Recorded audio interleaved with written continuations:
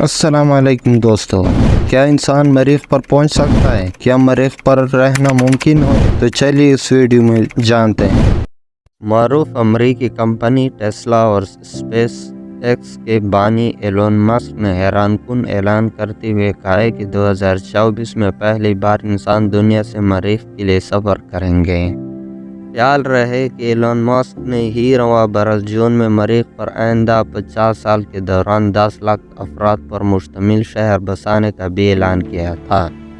शहर बसाने का ऐलान करते हुए उन्होंने कहा था कि वो 2023 तक मरीख पर इंसानियों को भेजने का इरादा रखते हैं।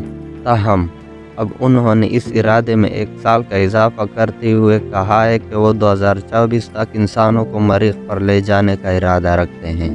ऑस्ट्रेलिया के शहर एडिलेड में इंटरनेशनल एस्ट्रोनॉमिकल कांग्रेस IAC से 43 मिनट के हिदाबाद में एलोन मस्क ने ऐलान किया कि इनकी कंपनी मरीख पर इंसानों को ले जाने के लिए आइंदा बरस बिग फ्लाइंग रॉकेट BFR की तैयारी शुरू कर देगी। उन्होंने हैरानकुन इंकशाफ करते हुए कहा कि ये मुसाफिर बरदार रॉकेट न सिर्फ मरीख पर जाने के लिए अहल होगा बल्कि ये आम मुसाफिर जहाज़ की तरह एक से दूसरे शहर का सफ़र भी करेगा।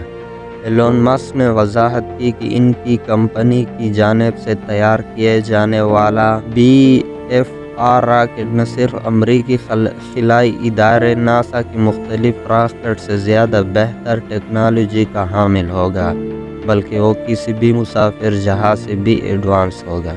इंस्टाग्राम अकाउंट पर एलोन मस्क की जानिब से शेयर की जाने वाली वीडियो में बताया गया है कि ये रॉकेट दुनिया भर में एक से दूसरे शहर तक सफ़र और सिर्फ 30 मिनट के दौरान में पहुंचेगा। इसके मुमकिन रफ्तार 27,000 किलोमीटर फी घंटा होगी। ये रॉकेट सिंगापुर से हांगकांग तक 22 मिनट, बैंकॉक से दुबई तक 27 मिनट, टोक्यो से सिंगापुर 28 मिनट, लंदन से न्यूयॉर्क 29 मिनट और न्यूयॉर्क से पेरिस तक 30 मिनट तक पहुंचेगी। ये रॉकेट दुनिया में एक से दूसरी किसी भी जगह सिर्फ और सिर्फ 1 घंटे में पहुंचेगा। इसका मतलब ये हुआ कि इस रॉकेट के ज़रिए कराची से न्यूयॉर्क तक सिर्फ और सिर्फ 1 घंटे या इससे भी कम वक्त में पहुंचा जा सकेगा, मगर अभी तक खिला में नहीं भेजा गया। एलोन मस्क की जानिब से यह भी शिकायत की जाती रही कि फेडरल लॉन्च रेगुलेशंस ने मराक तक पहुंचने के अमल को सुस्त रफ्तार कर दिया। वैसे ये जान ले कि मरीख पर जाने के लिए काफ़ी मनसूबा बंदी की ज़रूरत होती है, क्योंकि ज़मीन के साथ साथ हमारा पड़ोसी सियारा सूरज के गिर्द चक्कर लगाता है, जिसके दौरान वो कभी एक दूसरे के करीब तरीन आ जाते तो कभी दूर। इसी को मद्देनज़र रख कर मखसूस अय्याम में मिशन भेजने की मनसूबा बंदी की ज़रूरत होती है। इसीलिए पहले एलोन मस्क ने 2024, फिर 2026 और इसके बाद अब 2029 की तारीख दी है।